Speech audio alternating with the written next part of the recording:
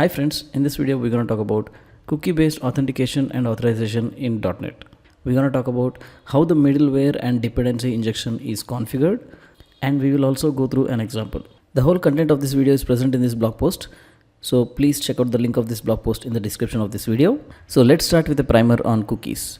What are cookies? Cookies are information stored by the server on the browser, and with each request the data is sent to the server. So let's see how it works. When a user from a browser sends his credentials for authentication, the server will evaluate the credentials, and then if it finds it okay, it will send the user information along with the response in a cookie. So the cookie will store the user information like the username, email, etc. So once the server sets a cookie for a website, the browser automatically sends the cookie with each subsequent request. So now the user information would be sent as a cookie continuously to the server for all the subsequent requests. So that's why the user need not mention his credentials all the time. Once he is logged in, a cookie will be set, and that cookie will act as a ticket for his authentication. So that's a small primer about cookies. Now let's see how .NET manages authentication and authorization using cookies. Just to reiterate, authentication is identifying the user in the request, and authorization is validating the user's permissions for access. In .NET, the request and response are wrapped in a HTTP context, and it's passed through a series of functions called middleware. The user we talk about is basically a claims principal.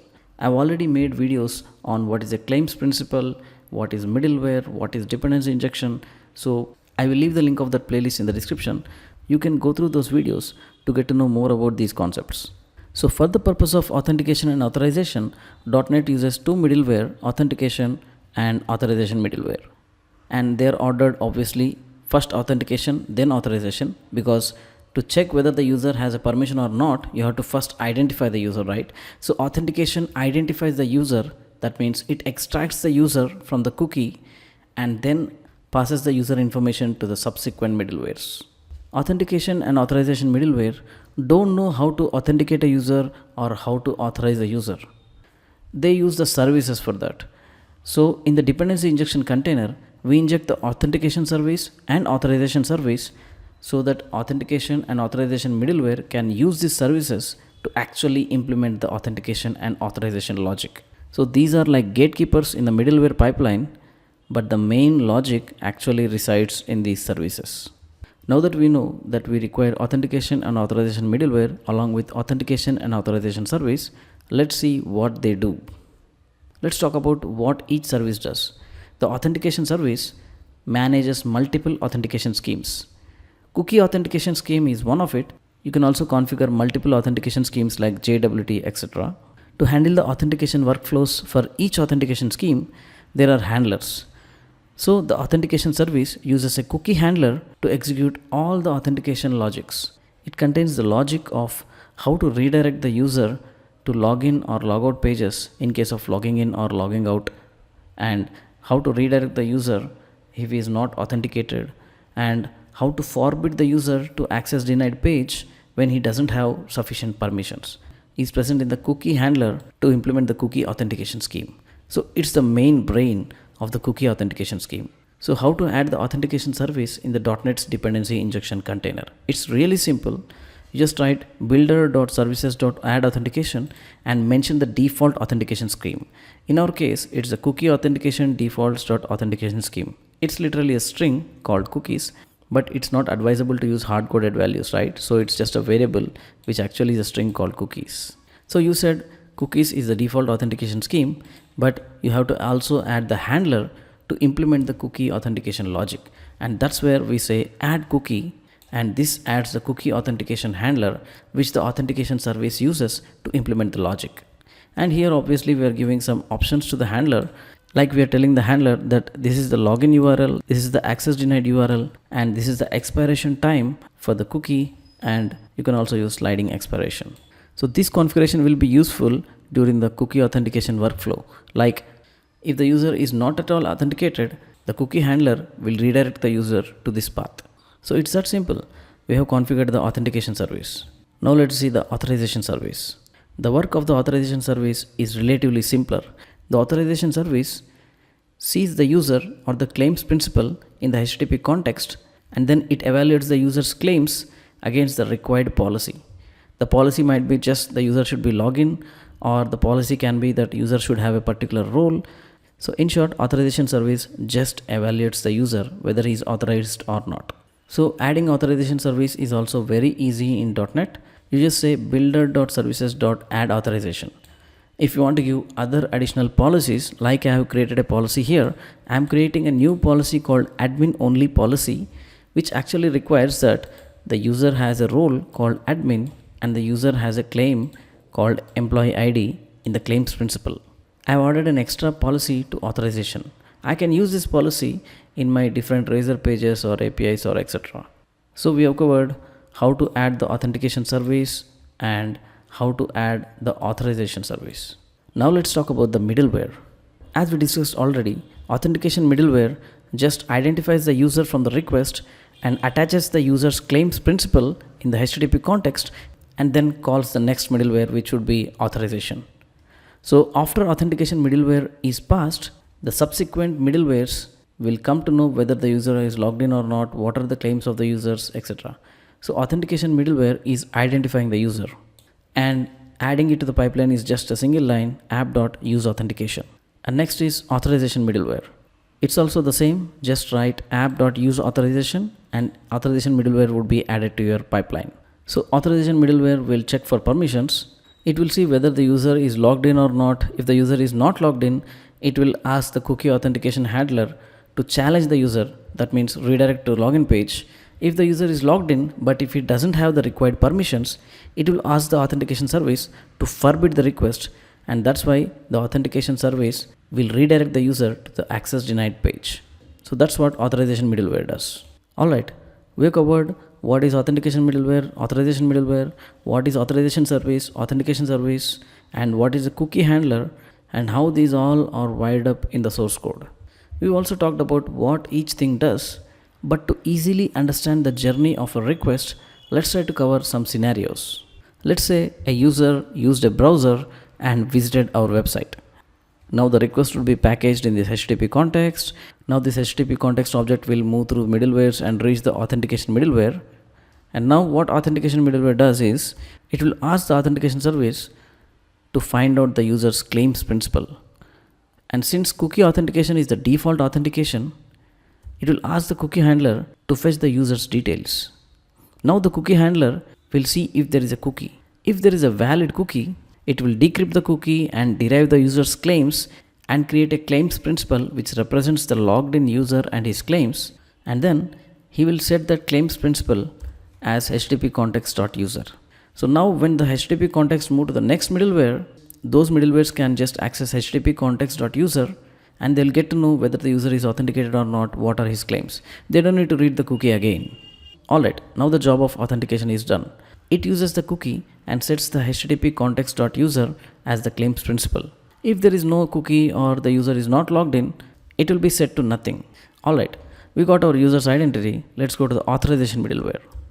Now the authorization middleware will ask the authorization service, check the permissions of this user.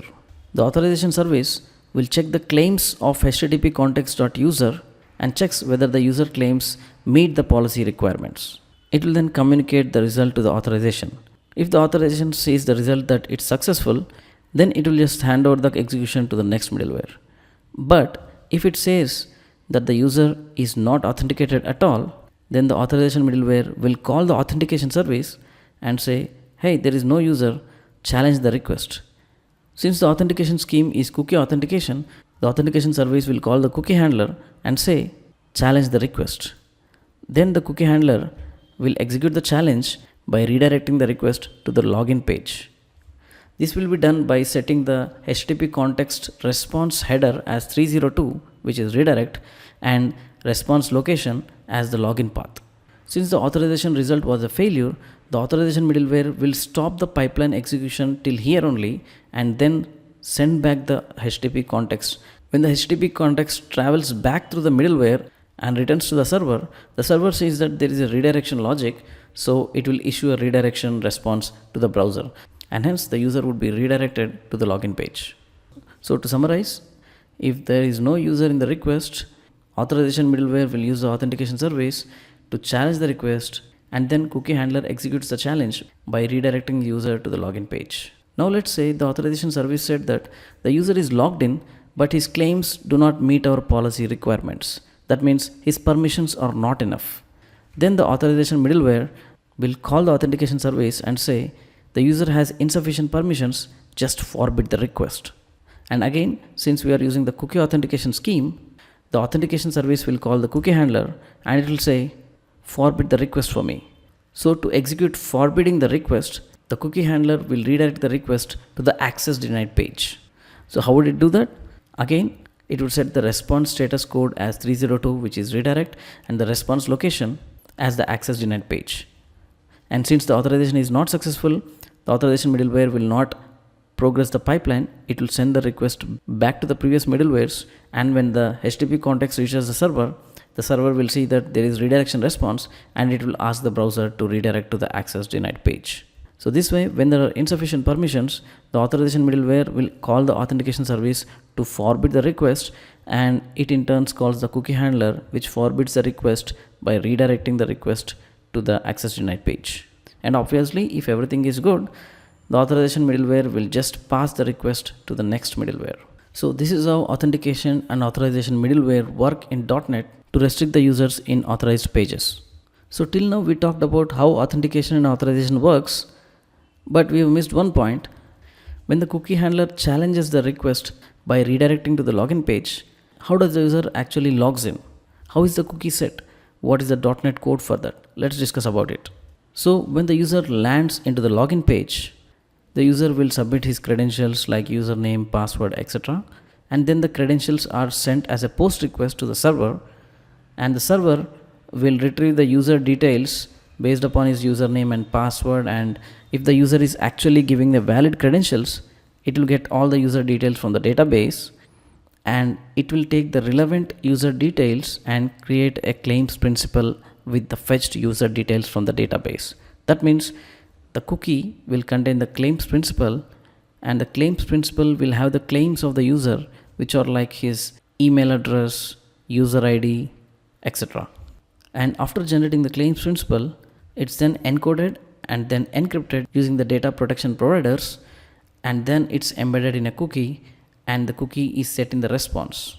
So this logic should be executed when the user submits his login credentials in the login form. Let's try to see the source code of this. So this is an example application, and this is the post request handler of the login page. So first we'll check the request validation, like if the input is empty or not and something like that. And then we'll try to authenticate user based upon the email and password. And if it's a valid user, you'll get the user as the user object. So in our case, I'm just authenticating user using some hard-coded username password. I'm just telling that if email is this one and password is anything, I'll just create an application user and send it as an authentication result. In our case, we have to use the email and password and search the database and do a lot of things. But here, just to be simple, I have just matched the email of the user, and whatever the password it is, I'm creating a user object. I have fetched the user from the database. Now I'll create the claims. So here in this example, I am creating a claim called name, which is email of the user, full name, which is the full name of the user, and role, which is the role of the user. So I have created the claims, populated that in a claims identity, and created a new claims principal from that claims identity. Now here is the important function, which is http context.signinAsync. So what does this function do? It will actually call the authentication service and say that, hey, this is the claims principal, please embed it in the cookie of the response.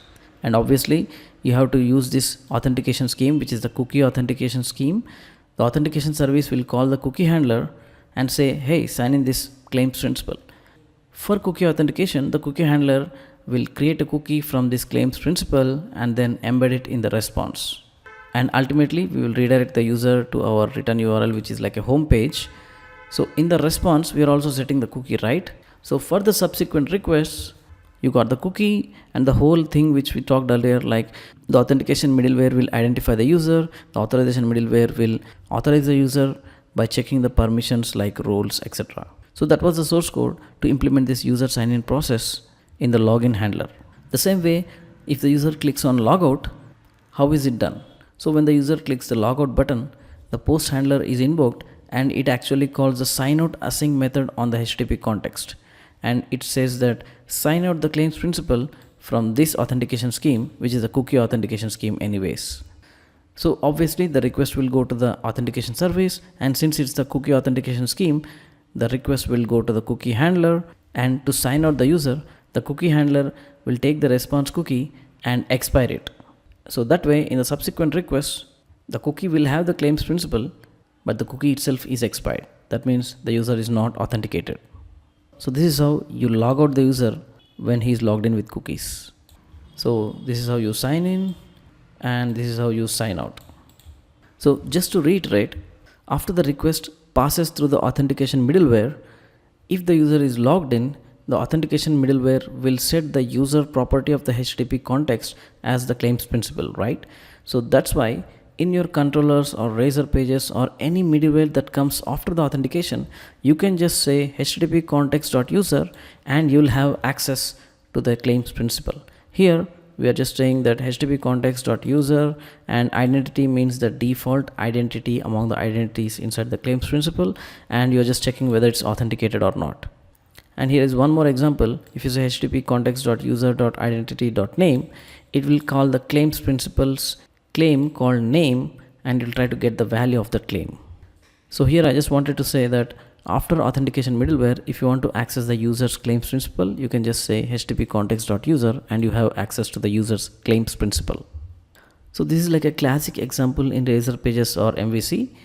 In my page, I am conditionally rendering the content, seeing whether the user is authenticated or not. So I'm calling HTTP context.user.identity is authenticated. So if it is authenticated, then I will say welcome user. And if it's not authenticated, I am saying that you're not logged in. Use this URL to go to the login page and you can log in there. So that's all about cookie based authentication and authorization in .NET. Before closing, let's see an example application. So this is a simple Razor pages web application. And here I'm adding authentication using this builder.services.add authentication, and here I'm adding the authorization using the builder.services.add authorization, and here I'm adding the authentication middleware using use authentication and authorization middleware using the use authorization. So now I got my middleware configured. It's just that simple. And here in the cookie authentication, we have said that the login path is account login. That means when the user has to be redirected to the login page, he has to go to the account login page. So I've already created the account login page, which we have just visited. So pages, account login, and here I have the login form, which captures the email and password. And this was the login handler, which we have just covered, where you will check the username, password, and try to create the claims principal, etc., etc. And we also covered conditional rendering, where you will check the HTTP context.user to get the user claims or to get the information whether the user is authenticated or not, etc., etc. So that's it about cookie based authentication and authorization in .NET. So I hope that by the end of this video you will understand why we use these functions and what these functions do while you wire up the cookie authentication. The main purpose was to understand the authentication authorization process and understand what each functions do instead of using these functions without understanding them completely. Please ask questions or post your valuable feedback in the comment section. The whole content of this video is present in this blog post, so please check out the link of this blog post in the description. If you want to know the basics like dependency injection, middleware, claims principle, I've already made a playlist on .NET, so please check out the link of this playlist in the description. Hope you like this video guys. Thank you for watching. Peace.